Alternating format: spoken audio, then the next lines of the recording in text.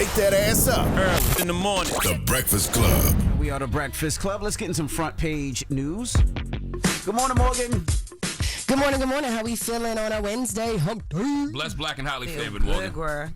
All right, love to hear it. All right, so yesterday, there is no damage being reported after a tsunami wave hit Hawaiian Islands. Now, a massive 8.8 earthquake off the coast of Russia triggered tsunami warnings on Tuesday night in Hawaii, Alaska, and along the west coast.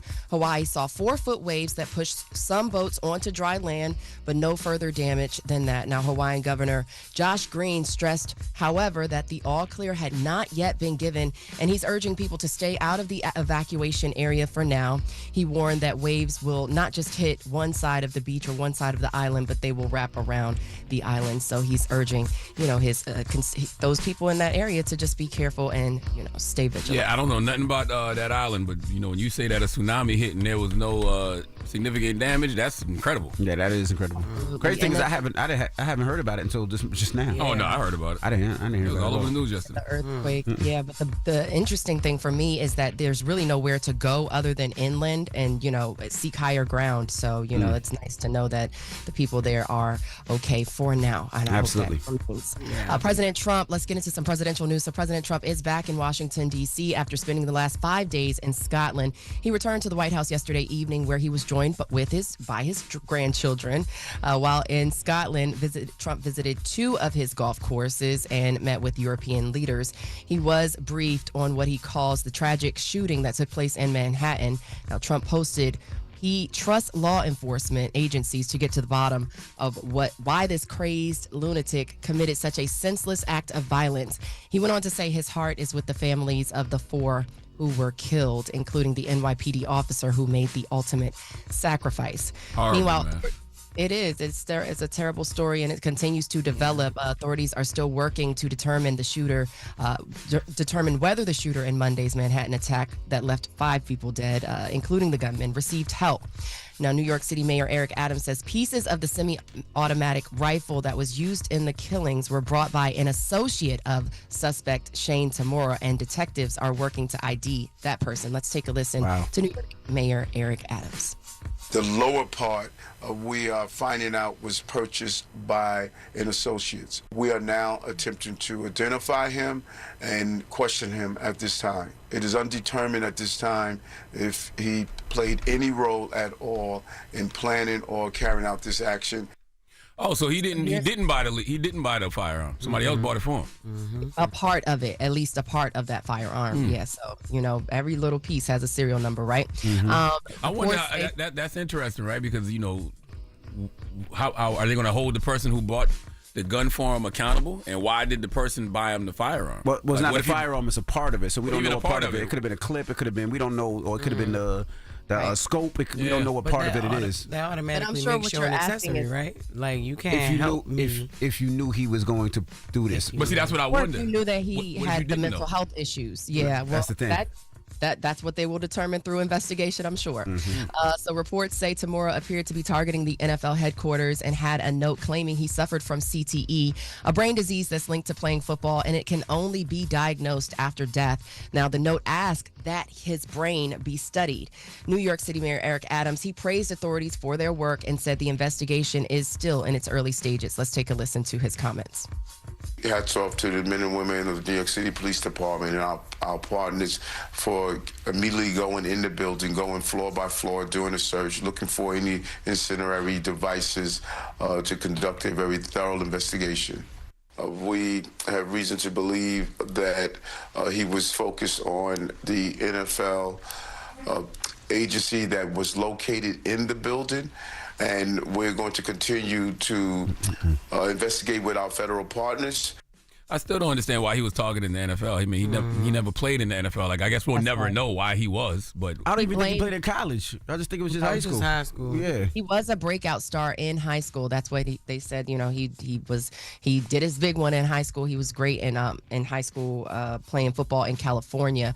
Was he mad he didn't make it to the league? That's what I said he yesterday. supposedly, according to the note, which supposedly NBC News reports that investigators actually discovered a second note in his Las Vegas home, similar to the tone of the one that they discovered in New York City. But basically, he's blaming the NFL for CTE and, the condition that he's in. So. Crazy. It was never there. That's crazy. Wow. Yeah, I really be just trying to figure out people's motives for things like this. You know what I mean? Because when you see situations like this, the first thing you think, you said it yesterday, and be like, what if you was just walking out that building and you was just in the area, and now victim of what this person is going, of what this person is going through. So I just be trying to figure out what are people's motives for doing the things that they do. It's just selfish. He ain't want to go alone, and that's stupid. It makes no sense. And maybe he thought that the reason that kids want to play football is the NFL, and that's the way, but. Yeah. Like you said, just take your own life, man. You come up here and so many people have lost their family members, their fathers, their brothers, their uncles. It's just sad. And was he ever really clinically diagnosed with CTE? No, he was self-diagnosed. Oh, Lord. And again, not diagnose CTE while you're alive. That is something that your brain has to be studied after the fact to determine after you've pretty much expired. Yeah, unfortunately. So that's a sad story all around. And but I'll continue to keep you guys posted as that story develops and more arises. That's your front page news for 6 a.m. At 7 a.m. Stick around. We are talking more presidential and what's happening in Gaza. All right.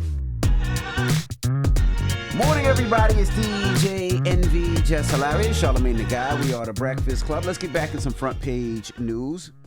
I'm not even going to go to the WNBA last night, but... Why can't you go to the WNBA last night? What happened in the WNBA last night? Well, during the WNBA game, a fan thought it would be funny to throw a lime green dildo. That's all you got from the WNBA last night? All the games that happened last night, that's all you got?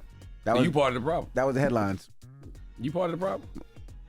So what else happened in WNBA? Atlanta played Golden State, and you know what happened when that dildo was thrown? What? When that dildo was thrown, the game was tied 75-75 with a minute left. Like, that was actually a good game. It was. That was actually a very, very, very good game.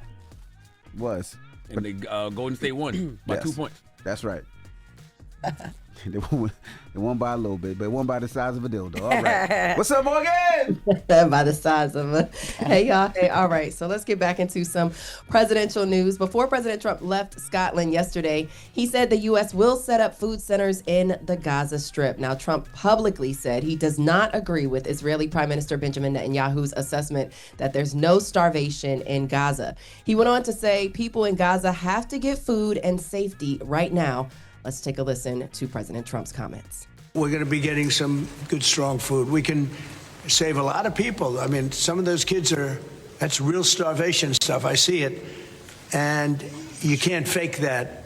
Yeah, so the comments come as Trump met with UK Prime Minister Keir Starmer. A senior White House official reports the president has been disturbed and troubled by the images which he saw in new clips. Trump previously approved $60 million for aid to Gaza and pointed out the ongoing need for assistance. Meanwhile, former President Barack Obama posted on X over the weekend that Gazans are still dying of starvation. He said that even if a ceasefire deal with Israel is reached, a hostage release agreement is reached, food and water and other necessities must be allowed to enter the enclave. Now, President Trump and Israel have both claimed that Hamas is stealing critical supplies meant for the region. However, even Congresswoman Marjorie Taylor Greene is calling the humanitarian crisis in Gaza a genocide. Greene wrote in a post on X, "It's the most truthful and easiest thing to say that October 7th in Israel was horrific and all hostages must be returned, but so is the genocide, humanitarian crisis, and starvation happening in Gaza." She appears to be the first Republican in Congress to use the term to describe that situation. What say you guys? I mean, it is that, and it's been that for a while. And I mean, it feels good. I don't want to say it feels good, but it is good to see people calling it what it is, regardless of, which side of the aisle you on. Like, man, if you sitting around and you watching innocent men, women, and children die, you watching innocent children starve, your human instinct has to kick in at that point, and you have to be like, that's wrong. Mm-hmm. Like, that's actually just stating the obvious, if you ask me. Yes.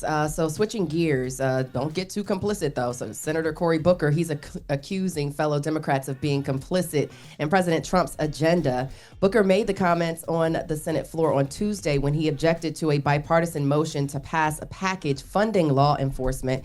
And he said he wanted to change the bills to make sure the funds are equally distributed. Let's take a listen to Senator Cory Booker of New Jersey. If you're as passionate about police as we are, then pass bills out of this body that will help the police officers in Washington, that will help the police officers in Illinois, that will help the police officers in New Jersey. So Senator Booker called for taking action that makes sense, not more talk and debate.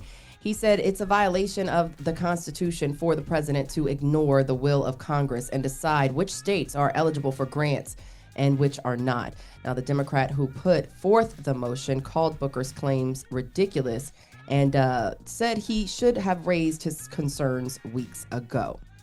Switching gears, again, members of Maryland's Democratic congressional delegation are speaking out after they were denied access to a Baltimore ICE detention center in the Fallon Federal Building, prompting them to stage a brief sit-in. The lawmakers include Representative Kwesi Mfume, Sarah Elfreth, Johnny O. Jr., and Glenn Ivey, along with Senators Chris Van Hollen and Senator Angela Alsobrooks. The group says they were blocked from inspecting the site despite a federal law allowing unannounced visits.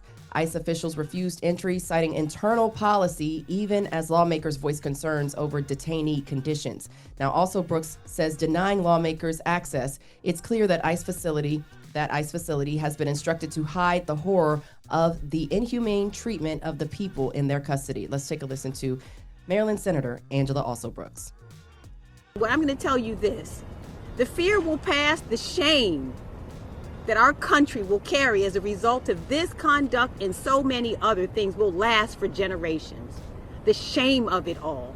And also be clear, there are people who have been detained. These are humans. And by the way, we represent every single living person in the state of Maryland. You know, this comes as there have been a lot of congressional members and elected officials that have been denied access to these ICE facilities. Of course, it happened in New Jersey. It's happening in California. And we'll continue to keep our eye on that. Now, Maryland Senator Chris Van Hollen says Donald Trump told the American people his immigration policy would focus on the worst of the worst, but that was a lie. He went on to say the administration is pursuing a cruel mass deportation agenda where people are held under inhumane conditions and shipped off without due process. All right, and bringing things back to President Trump, he is seeking legal action against former Vice President Kamala Harris and celebrities who endorsed her presidential campaign in 2024. Now, Trump claims Harris paid Beyoncé $11 million, Oprah $3 million, and Al Sharpton $600,000. Trump says that violates campaign finance laws. On Truth Social, he said, "You are not allowed to pay for an endorsement. However, federal filings reveal only standard reimbursements for event costs, not endorsements." Harris's campaign denies any wrongdoing. Critics suggest Trump is using the claims, again, as you mentioned, Charlamagne, to distract from his own issues regarding the Jeffrey Epstein files. It's so obvious.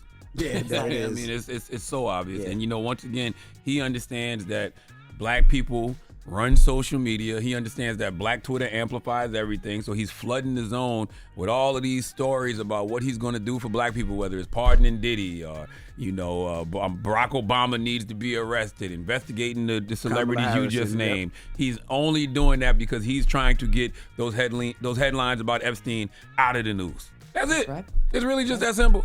And, that's why people should never stop talking about the Epstein files. Well, I'm going to be done with it for today, just for today. I'm going to come back to it tomorrow. So that's your front page news. I'm Morgan Wood. You guys can follow me on socials at Morgan Media. And for more news coverage, follow at Black Information Network. Download the free iHeartRadio app and visit us at BINnews.com. Thank y'all so much and enjoy your Wednesday.